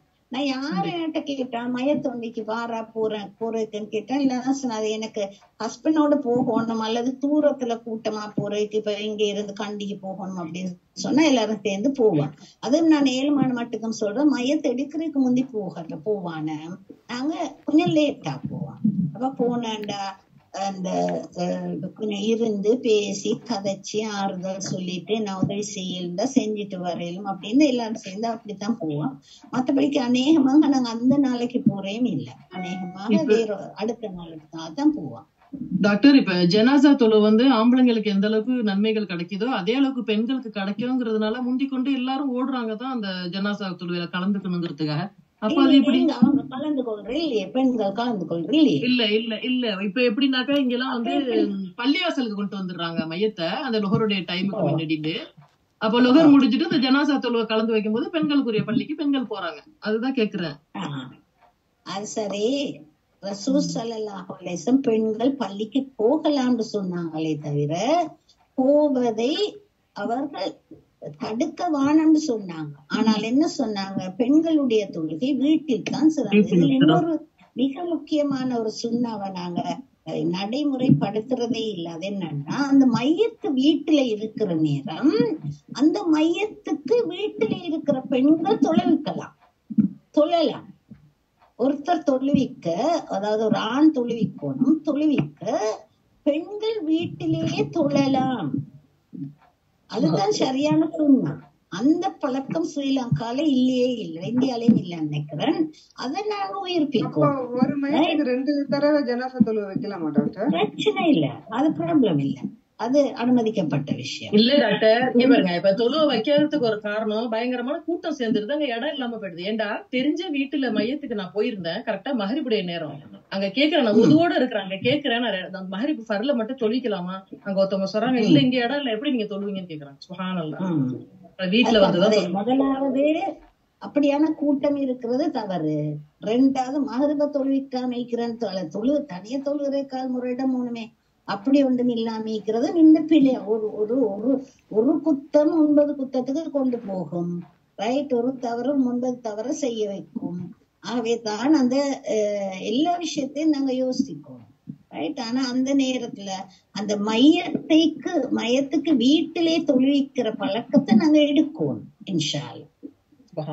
எல்லாரும் ஆட்கள் இருக்காங்க, தொழ முடியாது அப்படின்னு சொன்னாங்க. அல்ஹம்துலில்லாஹ். அப்ப பெண்கள் அப்படி போறதுனால அந்த ஜனாசாக்குரிய முழுமையான நன்மை கிடைக்காதா டாக்டர்? ஆண்களுக்கு கிடைக்கிறது அது ஜனாசாவுக்கு அதால குத்தம் கிடைக்குமோ இல்லையோன்னு எங்களுக்கு சொல்ல தெரியாது. என்னண்டா அந்த ஒரு ஹதீஸ் படிக்க இப்படி ஒன்று மீக்கி தானே. அந்த ஹதீஸ் உங்களுக்கு தெரிஞ்ச ஹதீஸ் தானே. ஒரு பெண்மணி ஒரு மையத்தை அடக்கினோடனே அழுது புரள்ற நேரம் இந்த ஒரு மனுஷதான் நீங்க இப்படி அழுது புரண்டா சத்தம் போட்டு அழுதா கதறினா எல்லாம் அந்த மையத்துக்கு வேதனை செய்யப்படும் சொன்னோன்னே இன்னொரு சஹாபி கேட்டாங்க, அது இப்படி அவருக்கு வேதனை அவருக்கு குத்தம் செய்யலே எல்லாம் சொல்றானே, ஒருவருடைய பாவம் இன்னொருவர் மீது சுமத்தப்படுவதில்லை. இந்த பொம்புல அழுகுறாளுன்னு சொல்லி அவருக்கு என்னத்துக்கு தண்டனைன்னு சொல்லி போயிட்டு இப்னு அப்பாஸ் ரலியல்லாஹு அன்ஹுட்ட கேட்டான். அப்ப இப்னு அப்பாஸ் ரலியல்லாஹு அன்ஹு சொன்னாங்க, அவர் மௌத்தாகிறதுக்கு முந்தி ஏண்ட மையத்துக்கு பிறகு எனக்கு நீங்கள் செய்யக்கூடியவை என்ன செய்யக்கூடாதவை என்னன்னு சொல்லிட்டு மௌத்தாயிக்கும். அவர் சொல்லல ஏண்ட மையத்துக்கு கிட்ட இருந்து கொண்டே பிச்சு கொண்டு உடுப்ப கிழிச்சு கொண்டு பிலாக்கணம், அதுக்கு சொல்ற பிலாக்கணம் வைக்கிறேன்னு சொல்ற, பிலாக்கணம் வைக்கப்படாதுன்னு சொல்லிக்கணும். அப்படி சொன்னான காரணத்தினால் அவர் தண்டனை கொடுக்கப்படுவார்னு சொன்னாங்க. ஆயிஷா ரலியல்லாஹு அன்ஹா அதுக்கு வித்தியாசமான ஒரு விளக்கம் சொன்னாங்க. ஆனாலும் இது இப்னு அப்பாஸ் ரலியல்லாஹு அன்ஹுவோட விளக்கம். அப்ப அதுல இருந்து எங்கட மையத்துக்கு பிறகு எங்களுக்கு என்னென்ன செய்யணும்னு சொல்றத நாங்க இப்பவே சொல்லி வைப்போம். நான் ஒரு 10 வருஷத்துக்கு முந்தையே எழுதி இன்டர்நெட்ல என் மகன் என் பிள்ளைகளுக்கும் ஹஸ்பண்டுக்கும் என் சகோதரர்களுக்கும் அனுப்பி வச்சுட்டேன். இருந்துட்டு இருக்க நான் திருப்பி அனுப்புறேன். நான் மௌத்தாகினால் என் மையத்தை வச்சு கொண்டு அவர் வரல இவர் வரலன்னு சொல்லிக்கொண்டு பிந்தி போடுவானம், என்ன சுத்தி நின்று கொண்டு யாசீனே மதேம் இதே மோதவானம், அல்லரா ஓதுறன்னு ஓதவானம், நீங்கள் எவ்வளவு சுருக்காடு கேளுங்க அப்படின்னு அப்படி இருந்துங்க. என்ன குளிப்பாட்டுறத அவசரமாக குளிப்பாட்டு 3 துணியில சுத்தி கொண்டு போயிட்டு அடக்கிடுங்க. இது எல்லாத்தையும் சொல்லித்தான் வச்சுக்கிறேன். ரைட். அப்ப நாங்க இதுகள் எல்லாம் மத்த எனக்கு வருஷ 10 20 எங்கட குடும்பத்துல அந்த பழக்கம் இல்ல. ஆனாலும் சொல்லி வைப்போமே, சொல்லல. அதை போய் மருமகன் உண்டு, மருமகள் அல்லது யாராவது ஒரு அங்கிள் சொன்னார், ஆண்டி சொன்னா செய்யத்தான ஒண்ணுக்கு எல்லாம் சொல்லல. மனுஷர் வசியத்துக்கு சரியான பயம். வசியத்துன்னு சொல்ற நாங்க சொல்லிட்டு போறதை செய்யணும்னு சொல்றதுக்கு மனுஷன் சரியான பயம் இல்ல. அவ முந்தைய சொல்லிட்டா அவட பேர்ல எந்த கஷ்டமும் வைக்கப்பட, கஷ்டம் வைக்கப்பட, எதொன்னு செய்யப்படன்னு சொல்லிக்கிறான்னு சொன்னா எல்லாரும் பயப்பட. அதுக்கு பதிலாக 7 மட்டுக்கும் ரகசியமாக ஏழைகளுக்கு 7 மட்டுக்கும் உங்களுக்கு கிடைக்கிற நேரம் எல்லாம் சதக்கா கொடுக்கிற நேரம் எனக்கும் சேர்த்து பாவ மன்னிப்பு கேட்டுக் கொள்ளுங்க. இதெல்லாம் நான் எழுதி வச்சுதான் நீக்கிறேன். இதெல்லாம் நாங்க எழுதி வச்சு எங்க பிள்ளைகளுக்கு சொல்லணும், சொல்லி நினைவுபடுத்திக் கொள்ளணும். இருந்துட்டு இருக்கோம். அதை எழுதி ஒரு 10 வருஷம் இன்னமுமே அது என் கம்ப்யூட்டர்ல இருக்குது. ஈந்துட்டு இருக்க நான் அதை அனுப்பி விடுறேன். ஒருத்தருக்குமே அது செய்யல. அவங்களுக்கு கொடுப்போம் எல்லாம், அவங்க அம்மா அப்பாவுக்கு கொடுப்போம் எல்லாம், பிள்ளைகளுக்கு கொடுப்போம் எல்லாம், ஒன்றும் செய்யலாம். ரைட். நாங்க குரான் ஓதினால் எங்களுக்கு தான். நாங்க இத மௌத்தானவருக்காக கதியா கொடுக்கறதுக்காக செய்யறோம்னு யோசிச்சாலே அது ஒரு விதா. அப்ப அதுக்கு உங்களுக்கும் நன்மை இல்லை, அவங்களுக்கு நன்மை இல்லை. இது புடியா எல்லாருமே இல்ல செய்யலாம் அப்படின்னு சொல்லி வச்சுக்கொண்டு இப்ப அது என்ன நடக்குது, இப்ப இது ஒரு வியாபாரமாக மாறிட்டு. இப்ப எனக்கு நினைவிக்கு ஒரு பொம்பளை, அவ கொத்தரம் இல்ல, இந்த ரயில்வே ட்ராக்ல ஒரு சின்ன ஒரு குடிசையில தான் அவ இருந்தா. அவ ஒரு முறை சொல்லி அனுப்பியிருந்தா, எனக்கு கையில காசு ஒன்றும் இல்ல, எனத்தையாலும் ஒரு கொஞ்சம் உதவி செய்யுங்கன்னு சொல்லி. அப்ப நாங்க ஏதாவது உதவி செய்ய அனுப்பினோம். அனுப்பினதுக்கு பிறகு அவ போய்த்து பார்த்துட்டு வரணும், அவட ஹஸ்பண்ட் மவுத்து பார்த்துட்டு வருவோம்னு சொல்லி அவ போய்த்து பாக்குறதுக்கு போகணும். சொன்னா என்ன இன்றைக்கும் என்ன தின்ன குடிக்க ஒன்றும் இல்லை. என்ன தின்ன குடிக்கிறதுக்கு ஒன்றும் இல்லை, நாங்க தானே உங்களுக்கு நேற்று காசு அனுப்பினோம். இல்ல அது நான் அதால கத்தம் வாங்கினேன், எனக்கு ஓதி வச்சு இந்த அக்கா கத்தம் 3 கத்தம் தந்தாங்க, காசை கொடுத்து வாங்கினேன், நான் அதை மாப்பிள்ளை. சுபஹான எங்க போய் சொல்ல இது. அப்ப கத்தம் ஓதி வச்சுட்டு விக்கிறாக்கள் ஒரு பக்கம் விக்கிறாங்க, கத்தத்தை வாங்கி கொடுக்குறாங்க. இல்லாட்டியும் குடிக்க இல்லாட்டி மௌத்தான மனுஷத்துக்கு கத்தம் வாங்கி கொடுக்குறேன்னு காசு செலவழிக்கிறாங்களும் எங்கட சமுதாயத்துல இருக்கிறாங்க. யாருடைய குத்தம் இது? சமுதாயத்துல குத்தம். நாங்க இதெல்லாம் இப்படி ஒன்றும் இல்ல, நீங்க ஓதுங்க, நீங்க ஓதினா உங்களுக்கு நன்மை இருக்கும். நீங்க ஓதுற நேரம் உங்களுக்கு அந்த ஓதுறைக்கு யார் யாரெல்லாம் உதவி செய்தார்களோ அவர்களுக்கு நீங்க நினைச்சாலும் நினைக்கலாட்டியும் அவங்களுக்கு கட்டாயமாக அந்த நன்மை போய் சேரும். அது தவிர குரானை ஓதி யாருக்காலும் ஒருத்தருக்கு கொடுக்கலும்னு சொல்லி ஒரு சட்டம் உண்டு. எங்கேயுமே ரசூல் ஸல்லல்லாஹு அலைஹி வஸல்லம் சொல்லல. குரான் ஓதுறன்னு சொல்ற ஒவ்வொரு எழுத்துக்கும் உங்களுக்கு தான் நன்மையை தவிர மௌத்தானவருக்கு அல்ல. அவருக்கு உங்களோட தௌபா தான், அவருக்காக நீங்கள் கேட்கக்கூடிய பாவ மன்னிப்பு துவா தான் போய் சேரும். நீங்க சும்மா குர்ஆன் முழுக்க மோதி கொண்டு அவருக்கு போய் சேரும் நினைக்கிறத விட ஒரு வார்த்தை, யா அல்லாஹ் அவருடைய எல்லா பாவங்களையும் மன்னிச்சு அவருக்கு சொர்க்கத்தை கொடுப்பாயாக ஒரு வசனம் நீங்க கேட்கறது மிகப்பெரிய அளவுல அல்லாஹு தாலாவால ஏற்றுக்கொள்ளப்படும் இன்ஷா அல்லாஹ். என் ஹஸ்பண்ட் மௌத்தாவிதி 8 மாசம். அவருக்காக நாங்க என்ன செய்ய சதகத்துல் ஜாரியா என்ன சரி செய்யலாம், எப்படி செய்யலாமா? 5 விஷயம் செய்யலாம். ரசூலுல்லாட்ட இப்படியே சஹாபாக்கள் வந்து கேட்டாங்க, யார் ரசூல்லா என் வாப்பா மௌத்தாயினா உம்மா மௌத்தாயினா அப்படின்னு 2-3 ஹதீஸ்ல வருது. என்ன செய்யலாம்னு ரசூல்லா 5 விஷயம் சொன்னாங்க. உண்டு, அவங்களுக்கு நல்ல அழகாக நீங்க ஜனாசா தொழுகையை நடத்துவீங்க, அது முடிஞ்சே தொலைச்சிப்பாக இன்ஷா அல்லாஹ். 2வது அவர்களுக்காக துவா செய்யுங்கள், அதைத்தான் 2வதா சொன்னோம். அப்ப அவங்களுக்காக என்ன துவா செய்யலாம்? ரைட், ஒன்றில் நாங்க சொல்லலாம் அல்லாஹும்ம ஆஃபிர்லி வலி வாலிதைய வலி மூமினீன யௌம யகூமுல் ஹிசாப்னு இப்ராஹிம் அலைஹிஸ்ஸலாத்து அந்த துவா வந்து மூமினீனான்னு சொல்ற நேரத்துக்கு உங்களோட ஹஸ்பண்டும் அதுக்குள்ளால சேருவார். அல்லது ரப்பிர்ஹம்ஹுமா கமா ரப்பயானி ஸகீரா, அதோட உம்மா அப்பாக்காக சேர. அல்லது அல்லாஹும்ம ஆஃபிர் லஹு அல்லாஹும்ம அர்ஹம்ஹு அப்படின்னு நீங்க கேட்கலாம். அல்லது நீங்க இதுல தேடினீங்கன்னா மௌத்தானவர்களுக்காக செய்யக்கூடிய துவாக்கள் ஒரு தொகைக்கு. அப்ப 2வது துவா செய்து கொள்ளுங்க. 3வது அவர்களுடைய பேர்ல சதகத்துல் ஜாரியா செய்யுங்க. அதாவது நீங்க ஒரு விஷயத்த செஞ்சால் அதிலிருந்து தொடர்ந்து மக்கள் நன்மை பெறக்கூடிய ஒரு விடயம். அப்ப ஒன்றில் நீங்க ஒரு வீட்டுக்கு தண்ணி கனெக்ஷன் எடுத்து கொடுக்குறீங்க, அல்லது கரண்ட் கனெக்ஷன் எடுத்து கொடுக்குறீங்க, ஒரு புள்ளைய படிப்பிச்சு விடுறீங்க, ஒரு பூசணிய கட்டி கொடுக்குறீங்க, ஒரு பாத்ரூம் கட்டி கொடுக்குறீங்க. அந்த பாத்ரூம் ஒரு 40-50 வருஷத்துக்கு பாய்க்கப்படுமாக இருந்தால் யாரும் யோசிப்பாங்க, பாத்ரூம் கட்டுற சதகத்துல் ஜாரியாவும் சதகத்துல் ஜாரியா. எந்த ஒரு நல்ல காரியமும் இப்ப நாங்க தின்ன கொடுத்தா ஒரு தின்றத திண்டு முடிச்சதோட முடிஞ்சது, அங்கால இல்ல. இது இப்படி இல்ல, அது திரும்பி திரும்பி திரும்பி திரும்பி பாவிக்கப்படக்கூடிய எதுவாக இருந்தாலும் நீங்க ஒரு பிள்ளைய படிப்பிச்சு வச்சீங்கன்னா அந்த பிள்ளைய படிப்பை கொண்டு அந்த குடும்பத்துக்கு வருமானமோ பேரோ ஏதோ ஒரு விதத்துல உதவியோ செய்யக்கூடியதாக இருந்தாது. அப்ப இது சதகத்துல் ஜாரியா ஏதாலும் ஒன்று செஞ்சு வச்சிருங்க. இதுன்னு 4வதாக அவர்களுடைய உறவினர்கள், அவர்களுடைய நண்பர்கள், அவர்களுக்கு அவர் இருக்கும் பொழுது என்னென்ன விதமாக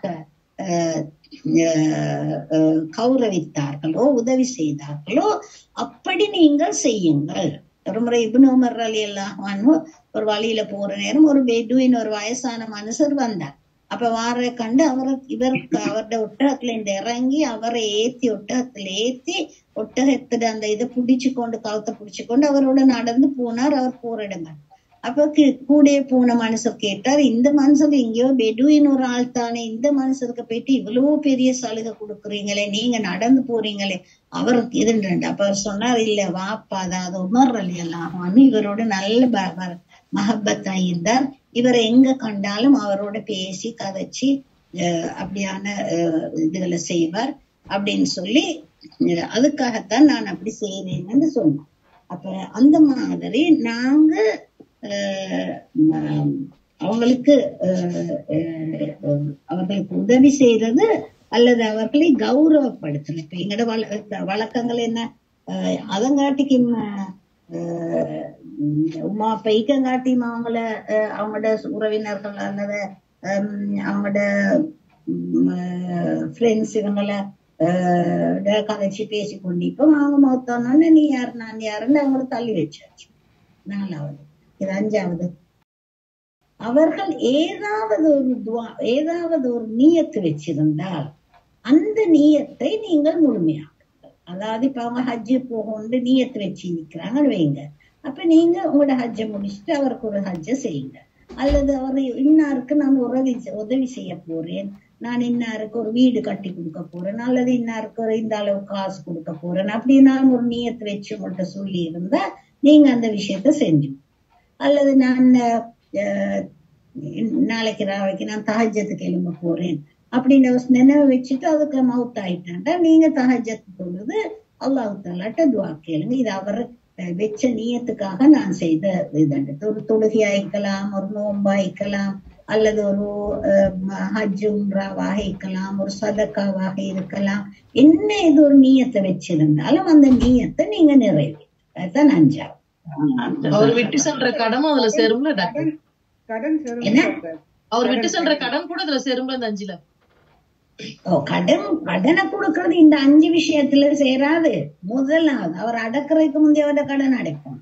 இல்லாட்டி அவருக்கு மறுமை நாளையில நிக்கிற கடன் கிடைக்காது. அப்ப அவருக்கு நிக்கிற கடன் கிடைக்காதுன்னு இல்ல, அவருடைய பாவங்கள் வேற எந்த பாவங்களும் மன்னிக்கப்பட மாட்டாது. எந்த மாதிரி அல்லாஹ் சொல்ற ஒரு ஜிஹாத்ல மௌத்தாகிறவரா இருந்தாலும் அவருடைய ஒரு சொட்டு ரத்தம் உள்ள நிலத்துல விழுகிறதுக்கு எல்லா பாவங்களும் மன்னிக்கப்படும், அவருடைய கடனை தவிர. அப்ப முதலாவதாக இந்த குர்ஆன்லயே என்ன மிம்பாதி வசியத்தின் தைன் என்று திருப்பி திருப்பி குர்ஆன்ல வரும். இந்த வாரிசு உரிமை சட்டத்துல அது அவங்களோட வாரிசு உரிமை அதுகளை பிரிச்சு கொடுக்கறதுக்கு முதலாவதாக அவர்கள் யாருக்கு வசியத்தை எழுதி வைத்திருக்கிறார்களோ அதை கொடுத்து விட வேண்டும். அதுக்கு முந்தி டைன் அவருடைய கடன்களை அடைக்க வேண்டும். வாரிசுதாரர்களுடைய முதலாவது கடமை. அப்ப அது இப்ப இந்த மௌத்தாகி போற இதெல்லாம் நாங்க பொருள் செய்த காரியமே அந்த மௌத்தாயின நேரத்திலேயே செய்ய வேண்டிய கடன். அப்ப அந்த நேரத்துல கடன் கொடுத்தாக்கள் சரி இந்த கடனுக்கு நான் ஹலால் சொல்லிடுறேன் என்று சொல்லிட்டால் சரி. அப்படி இல்லாட்டி இந்த கடன் இருக்குதுன்னு கேட்டு சொன்னால் வாரிசுதாரர்கள் முதலாவது அவங்களோட கடனை எல்லாத்தையும் அடைச்சிட்டீங்க. என் ஹஸ்பண்ட் சொல்றாரு, அவட வாப்பா மௌத்தா நேரம் இவருக்கு அவ்வளவு இஸ்லாம் எல்லாம் வந்த நேரம் தெரியும் தெரியாத படிச்சுங்களா அவருக்கு வேகலி தெரிஞ்சு வாப்பட கடனை நான் அடைப்போம். அந்த இன்னைக்கு சரிந்த கடன் கேட்டா கடன் அவர் எடுத்த கடனுக்கு தாங்கன்ற ஆதாரம் காட்டணும். ரைட், சும்மா ஒரு எனக்கு கடன் அவர் எடுத்தாருன்னு சொல்ற பில. ஆனா இவர் ஹஸ்பண்ட் சொன்ன என்ன கல்யாணம் கட்டுறதுக்கு முந்தி அவர் சொன்னாரு ஒருத்தர் சொன்னாரு இவ்வளவு கடன் கொடுத்தேன். அதுக்கு பிறகு பார்த்தா வாராம் அவர் என்கிட்ட கடன் எடுத்தாருன்னு சொன்னாரு. என்கிட்ட வாப்ப ஒன்றுமே சொல்லிக்கல கடன் எடுத்தி பரா இல்லையோ தெரிய. அப்பயும் அவர்கிட்ட கடன் அடைக்கணும்னு வீட்டுல இந்த கட்டில் புட்டுவம் இதுகள் எல்லாத்தையும் வித்து வித்து வித்து வித்து கொடுத்து முடிச்சேன்னு சொன்னாரு. அல்ஹம்துலில்லாஹ், அல்லாஹ் அவருக்கு பரக்கத் செய்யணும்.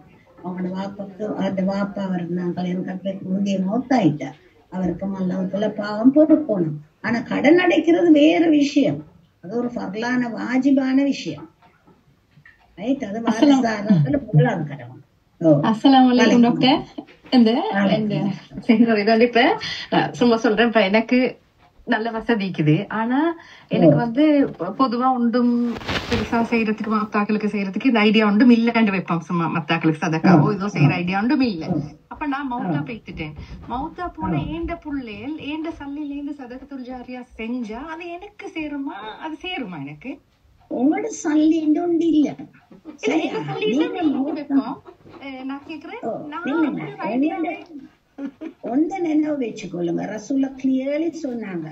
முதல் கேட்டாங்க ரசூல்லா சஹாபாக்கள்கிட்ட, நீங்க உங்களோட சல்லி உங்களோட சொத்து உங்களோட வருமானம் அதுக்கு மிச்சம் முக்கியத்துவம் கொடுப்பீங்களா, வேற ஆக்களோட சொத்துக்கு இதுக்கு முக்கியத்துவம் கொடுப்பீங்களா? அப்ப ரசூலுல்லாட்ட சஹாபாக்கள் சொன்னாங்க, ஆப்வியஸ்லி எங்களோட சல்லி எங்களோட சொத்துக்கு தானே நாங்க முக்கியத்துவம் கொடுப்போம்.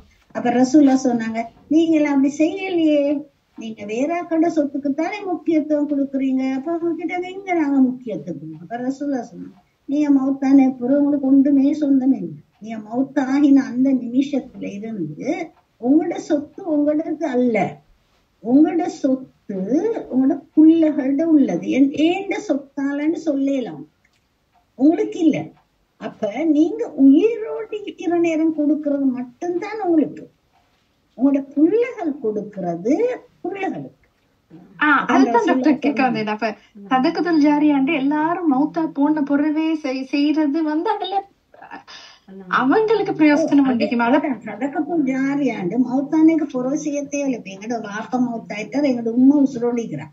நான் சதகத்துல் ஜாரியா செய்யறேன்னா வாப்போட பேர்லயும் சதகத்துல் ஜாரியா செய்யறேன், உம்மோட பேர்லயும் செய்யறேன். அவன் மௌத்தா அவங்காட்டி நீக்க தேவையில்லை, அதை செய்யலாம். அப்ப அவங்களோட பேர்ல நாங்க செய்யற நேரம் எனக்கும் அதே நன்மை கிடைக்கும், உமாக்கும் அதே நன்மை கிடைக்கும். ஆனா நீங்க கேட்ட கேள்வி வெரி வேலிட், முக்கியமான கொஸ்டின். ஏந்த காசுல சதக்கா கொடுத்தால் எனக்கு சேருமான்னு கேட்டா சேராது. அப்ப நான் சொல்றேன், ஒரு ஹதீஸ் ரசூலுல்லாஹ் மிச்சம் அழகாக இதை சொன்னாங்க. ஒரு சஹாபி, எனக்கு நினைவில் அபூ தல்ஹா நினைக்கிறேன், அவர் அபூ தல்ஹாவை எனக்கு ஷுவர் இல்ல, அவர் சொல்றாரு, அவர் மயப்படுக்கையில இருக்கிற நேரம் கூப்பிட்டு சொல்றாரு, ரசூலுல்லாஹ் வந்தோடனே பார்க்க வந்தோடனே சொல்றார், நான் மவுத்தாயினோடனே எனக்கு இங்க அங்க ஒரு தோட்டம் ஒண்டி இருக்குது, அந்த தோட்டத்துல இருக்கிற எல்லா இதையும் அதுல உள்ள ஈத்தம் பழம் அது எல்லாத்தையும் நீங்க அல்லாஹ்வுடைய பேர்ல நீங்க சதக்கா செஞ்சு கொடுத்துருங்க. அப்ப ரசூல் ஸல்லல்லாஹு அலைஹி வஸல்லம் இது முடிஞ்சதுக்கு பிறகு அவர் மௌத்தானதுக்கு பிறகு அங்க போயிட்டு சூப்பர்வைஸ் பண்ணி எல்லாத்தையும் கொடுத்து முடிச்சிட்டு கடைசியாக எல்லாத்தையும் எடுத்துட்டு போனதுக்கு பிறகு ஒரு அழுகின பாதி ஈத்தம் பழம் ஒண்ணு நிலத்துல இருந்துச்சு. அதை எடுத்து என்ன தெரியுமா செஞ்சாரு? நல்லா கேட்டுக்கொண்டு, இது உங்களுக்கு நல்ல பாடம்.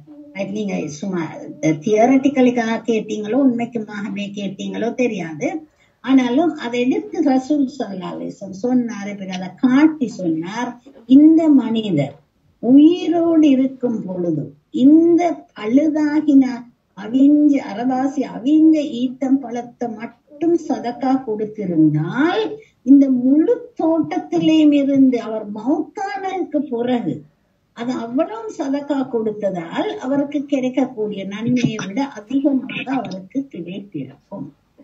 நாங்க உயிரோடு இருக்கிற நேரம் கொடுக்கறதுதான் எங்களுக்கு. நாங்க மௌத்தாகின நிமிஷத்துல இருந்து எங்கட எந்த ஒரு சொத்தும் பத்தும் காசும் பணமும் உடுப்பும் நகை நட்டும் எங்களுடையதல்ல. இம்மீடியட்லி உடனடியாக அது எங்களுடைய வாரிசுதாரர்களுடைய சொல். நீங்க வேறையாக எடுத்து வச்சு உங்களுக்கு சொல்லலாம், இத நீங்க சதக்கா கொடுங்க, ரைட் அப்படின்னு சொல்லிட்டு நீங்க மௌத்தாகலாம். அதுவும் நீங்க உயிரோடு இருக்கிற நேரம் கொடுக்கறதுதான் நல்ல. ஏன் நீங்க உயிரோடு இருக்கிற நேரம் கொடுக்கறல? ஏன் கொடுக்கறல? உயிரோடு இருக்கிற நேரம் வசதி இல்ல, இப்ப கொடுக்க வசதி இல்ல, அதுக்கு பிரச்சனை இல்ல. வசதி இல்லாட்டி அது பிரச்சனை இல்ல. வசதியா இருக்கிறேன் ஆனா கொடுக்கலன்னு சொன்னால் நீங்க உங்களை போல நட்டவாளி இல்லையே இல்ல. கொடுக்கணும், வசதியா இருக்கிற நேரம் கொடுத்து கொள்ளணும். நீங்க கொஞ்சம் முன்னாடி 5 விஷயம் சொன்னீங்களா டாக்டர்? அதுல சதக்கத்துல் ஜாரியா ஒண்ணு சொன்னீங்களே டாக்டர், பிள்ளைங்க கொடுக்குற சதக்கத்துல் ஜாரியா வரும்னு சொன்னீங்களே, அது பிள்ளைகள் வாரிசுதாரர்கள் இவருடைய பேரில் சதக்கத்துல் ஜாரியா கொடுக்குற, அது பிள்ளைகளோ வாரிசுதாரர்களோ செய்கின்ற ஒரு நல்ல விஷயம். சரியா? போய் சேருமா டாக்டர்? போயிட்டு சேரும். அதை விட மற்றவர்கள் உங்களுக்காக செய்வதை விட நீங்கள் உங்களோட கையால இழந்து கொடுக்கிறது தான் பெரிய விஷயம். ரசூலுல்லாஹ் அந்த சம்பவத்துல என்ன, அவர் மௌத்தாயிட்டார் அந்த மனுஷர், அவருடைய தோட்டத்தை தான் ரசூலுல்லாஹ்வே வந்து சூப்பர்வைஸ் பண்ணி கொடுத்தார். கொடுத்துட்டு என்ன சொல்றார், ஒரு பழுதாகின அரை ஈத்தம்பழத்தை அவர் உயிரோடு இருக்கும் பொழுது கொடுத்திருந்தால் அந்த முழு தோட்டத்திலேயும் இருந்த எல்லா ஈத்தம்பழத்தையும் கொடுத்ததை விட அவருக்கு அதிகமாக நன்மை கிடைத்திருக்கும். நாங்க இந்த பெரிய விஷயங்களை விட்டுட்டு சின்ன விஷயங்களை பிடிச்சு கொள்ளப்படாது. சதக்கத்துல் ஜாரியான்னு சொல்றது நாங்க எங்கட கையால கொடுக்கிற ஒரு தீனாரை விட சதக்கத்துல் ஜாரியாவாக 1,00,000 தீனாரத்தை எங்கட பிள்ளைகள் கொடுத்தாலும் அந்த அளவுக்கு வராது. எங்கட கையால நாங்க மனசு விட்டு அதை இழந்து கொடுக்கறதுக்கு எங்கட மனசு முன்வாறதுக்கு தான் பெரிய ஒரு எங்களை எல்லாருக்கும் லேசே நான் மௌத்தான அப்புறம் எல்லாம் கொடுங்க அப்படின்னு சொல்லிட்டு மௌத்தாயிரல. அப்ப உசுரோடு இருக்கிற நேரம் மனசு உடல்ல அந்த உலக விடயங்கள் உள்ள ஆசையை விட்டு கொடுக்கறதுக்கு உங்களோட மனசு விடல.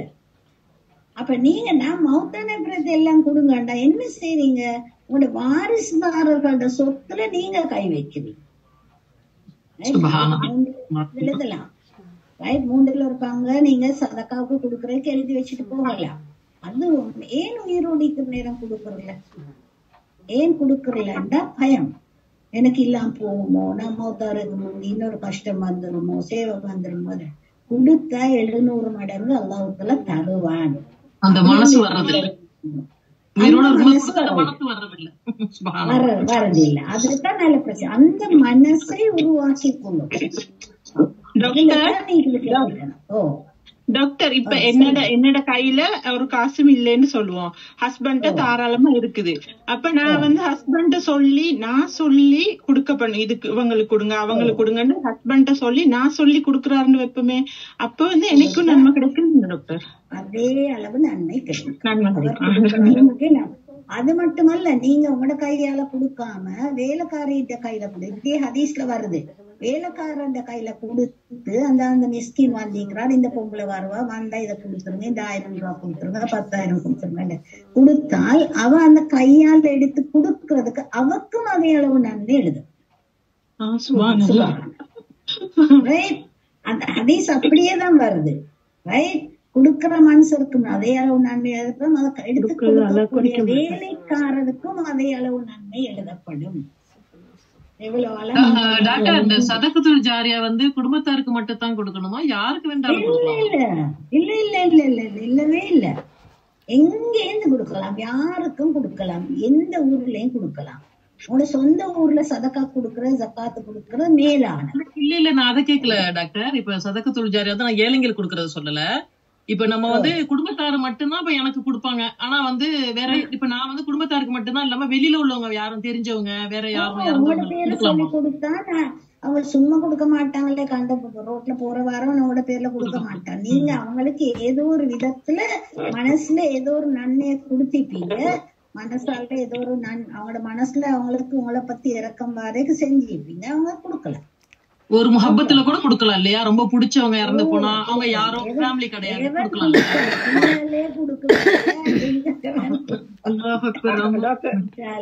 டாக்டர், வேற மதத்துல உள்ள ஆட்களுக்கும் கொடுக்கலாமா டாக்டர்? வேற மதத்துல உள்ள ஆட்களுக்கு கஷ்டப்படுறாங்க சொல்லி தெரிஞ்ச ஆள் ஆனா வேற மதம் பிரச்சனை இல்ல, யாருக்கும் கொடுக்கலாம். இப்ப ஒரு பாதைய செட் பண்ணிது, ஒரு ரோடு பழுதாயிக்குது, அந்த ரோட்டுக்கு நீங்க ஒன்றில் கிளீன் பண்ணி கொடுக்குறீங்க அல்ல தார் போட்டு கொடுக்குறீங்க, அதுல எத்தனை காப்பீர்கள் எவ்வளவு பேர் போவாங்க, அது பிரச்சனை இல்லைங்க. மனிதர்களுக்கு ஏதோ ஒரு விதத்துல நீண்ட காலம் உதவி செய்யக்கூடிய ஒரு விடயம். அப்ப மாத்து மதத்தவர்களுக்கு சதகத்துல் ஜாரியா செய்ய முடியுமா? என்ன மாத்து மதத்தவர்களுக்கு கொடுக்கலாம், நோ ப்ராப்ளம். அஞ்சு முதலாவது ஜனாசா தொழுவீங்க, 2வது அவருக்காக துஆ செய்யுங்க, 3வது அவருக்காக சதகத்துல் ஜாரியா ஏதாவது செய்யுங்க, 4வது அவருடைய உறவினர்களையும் நண்பர்களையும் கௌரவிச்சு அழகாக நடத்துங்க, 5வது அவர் ஏதாவது நீயத்து வச்சிருந்தால் அந்த நீயத்தை நிறைவு.